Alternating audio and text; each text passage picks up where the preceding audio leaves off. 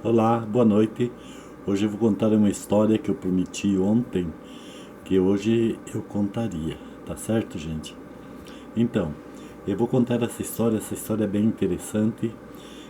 Trata-se de um guardado, uma botija, né? Eu falava ontem no final do vídeo de ontem, e a pessoa que encontrou esta botija, ele sofreu bastante até poder encontrar, até ele decidir encontrar. Preste bem atenção na história que é bastante interessante. Mas antes de tudo, quero deixar um recadinho para vocês, meus queridos. Qualquer um que passar por aqui e assistir esse vídeo, por favor, se inscreva no meu canal, ative o sininho das notificações para receber notificações de novos vídeos. E isso vocês colaboram comigo. Eu estou precisando muito de bastante inscritos. Eu preciso pelo menos meio que urgente de 1000 inscritos. Eu só estou com 246 e eu preciso chegar aos 1000 inscritos para que eu possa monetizar o meu canal, tá certo, gente? E a única forma de vocês colaborarem comigo na minha monetização é vocês se inscreverem no meu canal e ativar o sininho das notificações.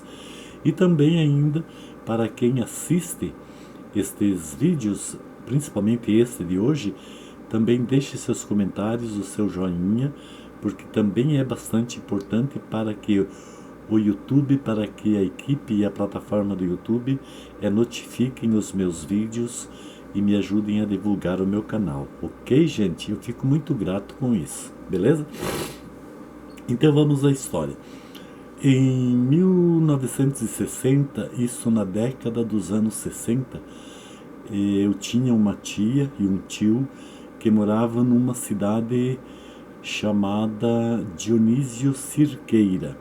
Esta cidade fica em Santa Catarina, bem na pontinha do oeste de Santa Catarina, fazendo divisa com o Paraná. E ela é coligada com uma cidade de Barracão, que já é dentro do Paraná, e do outro lado tem a cidade de Bernardo Irigoyen, Argentina. São 3 cidades que formam uma só. A principal é Barracão, a maior e a principal é Barracão. Então essa minha tia morava na cidade de Dionísio Cirqueira, num bairro lá que agora não me lembro o nome. De fato, eu só tive uma vez na casa dela, depois nunca mais eu fui. E ela contou para nós lá na minha casa, em Tatetos, quando eu morava em Tatetos, que aconteceu um fato muito interessante nesta cidade de Dionísio Cirqueira.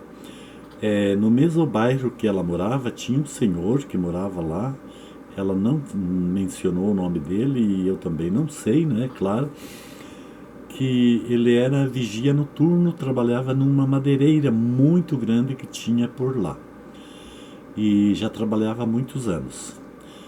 E de repente, à noite, quando ele trabalhava, ele tinha que perambular a noite toda a madeireira de ponta a ponta, né? O vigia noturno de uma empresa tem que fazer isso, né?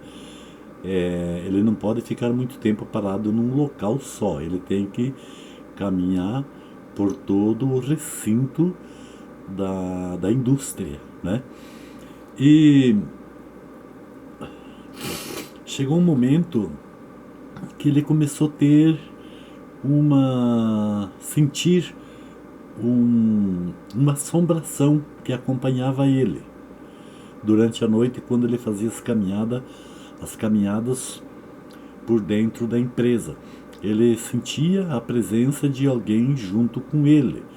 Às vezes ele tinha até remorso, dizia ele, né? Contou ele lá na casa da minha tia, porque eles eram conhecidos. Ele sentia até remorso de sentir aquela presença estranha, sobrenatural, junto ou perto dele. Ele caminhava, aquela presença caminhava junto com ele, de ponta a ponta, por onde quer que ele andasse, aquela presença e aquele movimento de que alguém estivesse andando com ele, e ele sentia e às vezes ouvia o tropel, sempre acompanhando ele para um lado e para outro.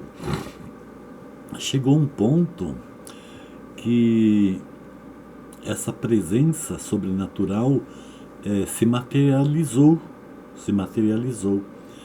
e era um padre vestido de batina, porque nessa época, na década dos anos 60, os padres usavam batina.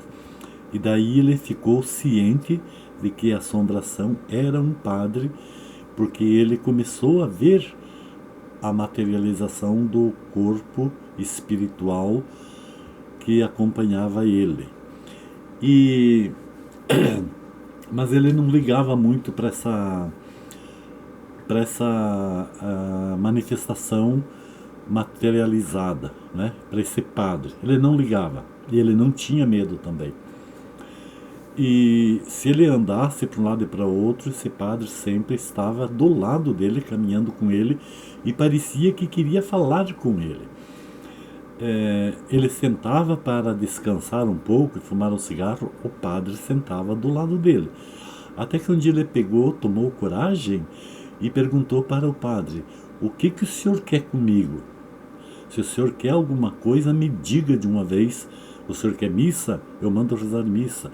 O senhor tem algum recado para me dizer, mandar para a sua família? Me diga que eu mando.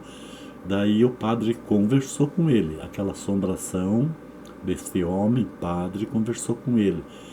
Disse assim: não, eu tenho um guardado debaixo do porão da igreja, uma botija com muito ouro, uma botija bem grande com muito ouro. Eu só quero que você vá lá e procure o sinal.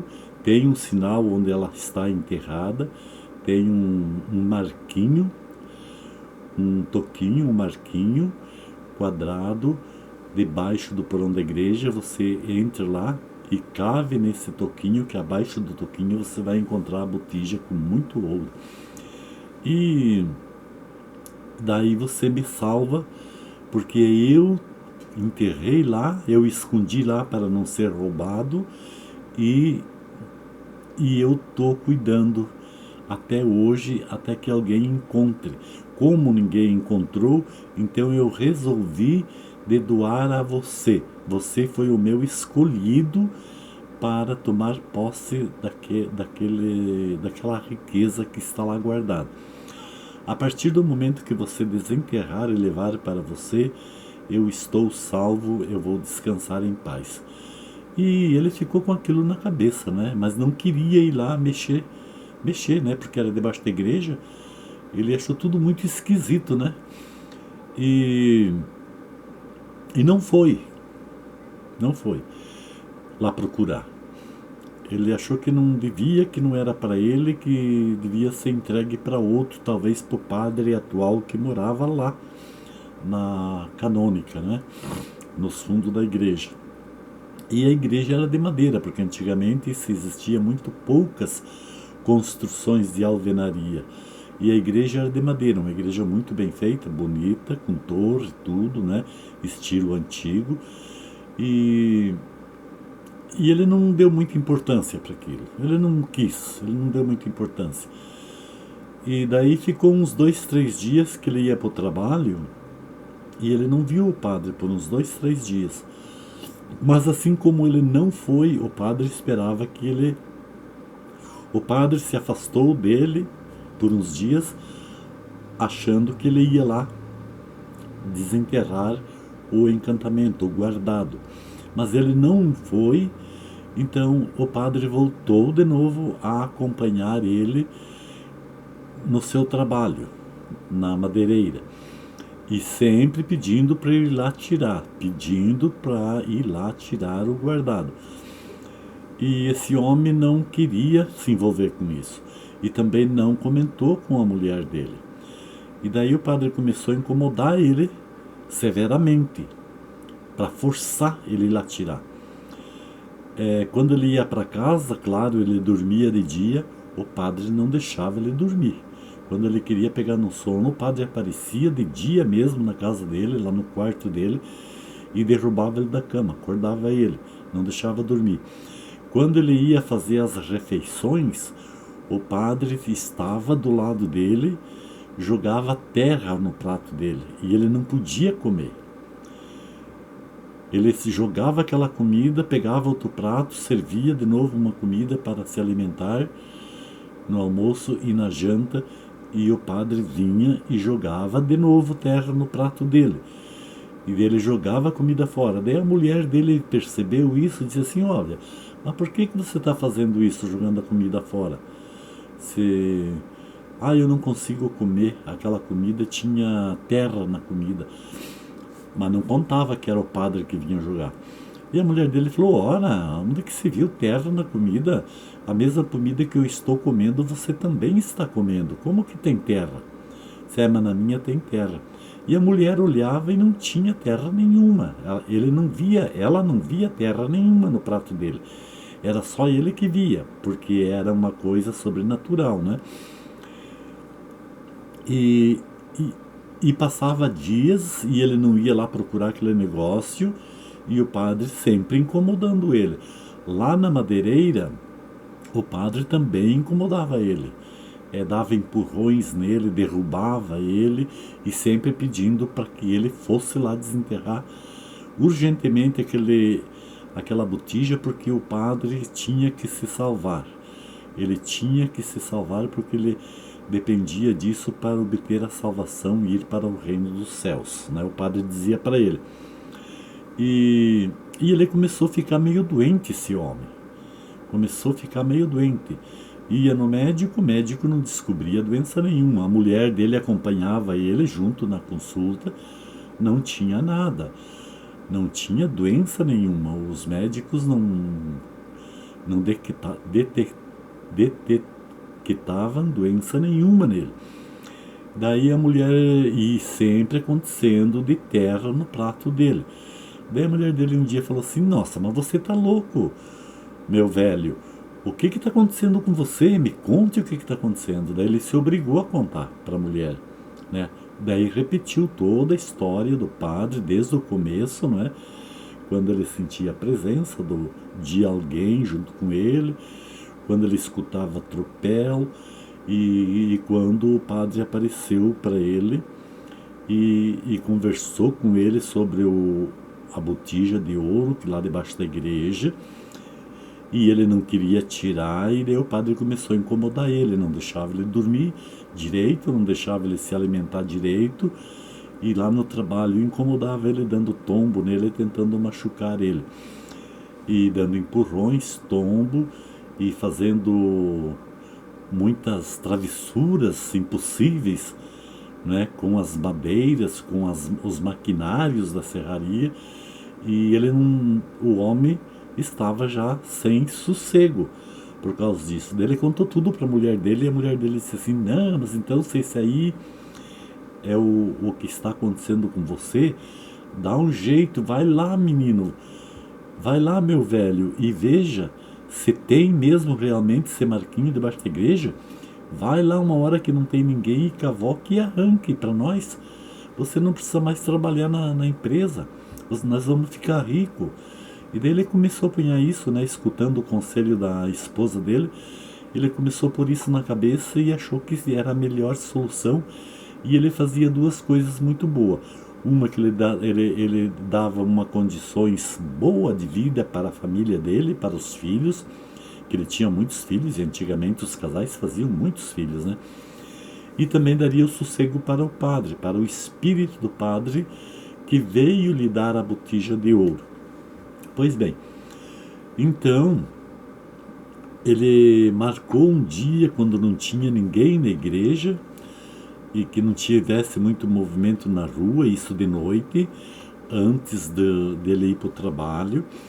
Ele já tinha localizado o Marquinhos, realmente o Marquinhos estava debaixo da igreja.